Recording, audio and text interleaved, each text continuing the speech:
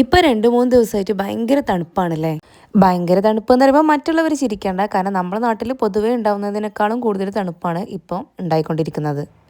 അതുകൊണ്ട് തന്നെ പണിയെടുക്കാൻ ഭയങ്കര മടിയാണ് കേട്ടോ. അപ്പോൾ കഴിഞ്ഞ ദിവസം ഞാൻ 2-2.5 മണിക്കൂർ വെച്ച് തൊലിച്ചെടുത്ത ചെമ്മീനാണ് ഈ കാണുന്നത്. രാവിലെ കേശിയും ഹസ്ബൻഡൊക്കെ പോയി കഴിഞ്ഞതിന് ശേഷം ചോറും ചെമ്മീൻ കറിയും ഉപ്പേരിയും ചെമ്മീൻ റോസ്റ്റൊക്കെ ഉണ്ടാക്കാമെന്നാണ് വിചാരിച്ചത്. പക്ഷേ ഈ പറഞ്ഞ പോലെ തണുപ്പും മടിയും എല്ലാം കൂടി ആയപ്പോൾ ഞാൻ വിചാരിച്ച് വേണ്ട, സിമ്പിളായിട്ട് നമുക്ക് ചെമ്മീൻ ചോറ് ഉണ്ടാക്കാൻ നോക്കാമെന്ന്. ഞാൻ ഇതുവരെ ഉണ്ടാക്കിയിട്ടില്ല കേട്ടോ. അപ്പോൾ എന്തായാലും ഒന്ന് ട്രൈ ചെയ്ത് നോക്കാമെന്ന് വിചാരിച്ചു. അപ്പോൾ അതിനുള്ള ചെമ്മീനൊക്കെ ഫ്രീസറിൽ നിന്ന് പുറത്തേക്ക് എടുത്ത് വെച്ചിട്ടുണ്ട്. കൂടാതെ നമ്മൾ ന്യൂ ഇയറിൻ്റെ ഭാഗമായിട്ടുള്ള ഡീപ്പ് ക്ലീനിങ്ങിന് മുന്നോടിയായിട്ടുള്ള ഡീക്ലട്ടറിങ് നടന്നുകൊണ്ടിരിക്കുകയാണ് കേട്ടോ. മേലത്തെ എല്ലാ ഏരിയയിലും ഡീക്ലട്ടറിങ് കഴിഞ്ഞു. താഴത്തേക്ക് ഇറങ്ങിയിട്ടുണ്ട്. അങ്ങനെ താഴത്തെ ബെഡ്റൂമിൽ അലമാരായിരുന്നു ഇന്നത്തെ ടാർഗറ്റ്. അപ്പോൾ അത് കംപ്ലീറ്റ് ആക്കിയപ്പോഴത്തേക്ക് ഏകദേശം 1 മണി ആവാനായിട്ടുണ്ട് കേട്ടോ. ലഞ്ചിന് ആൾക്കാർ എത്തുന്നതിന് മുന്നായിട്ട് നമുക്ക് ആ ഒരു ചെമ്മീൻ ചോറ് ഉണ്ടാക്കാൻ വേണം. പിന്നെ കൊച്ചിക്കാരെ ചെമ്മീൻ ചോറ് ഇറച്ചിച്ചോറ് എന്നൊക്കെ ഞാൻ ഒരുപാട് കേട്ടിട്ടുണ്ടെങ്കിലും കഴിച്ചിട്ടുമില്ല, ഇതുവരെ ഉണ്ടാക്കി നോക്കിയിട്ടുമില്ല. അപ്പോൾ എന്തായാലും ഇന്ന് അതൊന്ന് ട്രൈ ചെയ്ത് നോക്കാമെന്ന് വിചാരിച്ചു. അവരിതുപോലെയാണോ ഉണ്ടാക്കാമെന്നൊന്നും എനിക്കറിയില്ല. ഞാൻ ഒരുപാട് റെസിപ്പീസ് നോക്കി, പക്ഷേ അവസാനം ഞാൻ എൻ്റേതായിട്ടുള്ളൊരു രീതിയിലാണ് ഉണ്ടാക്കുന്നത്.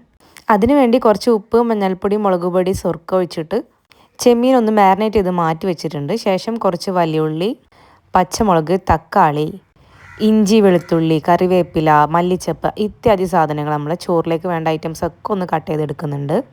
ഇനി ഞാൻ ചോറുണ്ടാക്കാൻ പോകുന്ന കുക്കറിൽ വെളിച്ചെണ്ണ ഒഴിച്ചിട്ട് അതിലേക്ക് ഈ ഒരു ചെമ്മീൻ കുറച്ച് പൊരിക്കാനിടാണ് കേട്ടോ.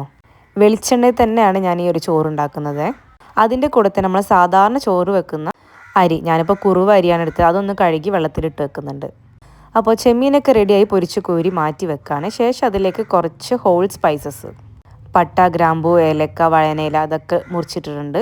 പിന്നെ ഒരു 1.5 സവാള, എരിവിന് ആവശ്യത്തിനുള്ള പച്ചമുളകും, 2 ടേബിൾ സ്പൂണോളം ഇഞ്ചി വെളുത്തുള്ളി പേസ്റ്റും ആവശ്യത്തിന് ഉപ്പും ചേർത്ത് നന്നായിട്ടൊന്ന് വഴറ്റിയെടുക്കുകയാണ് കേട്ടോ.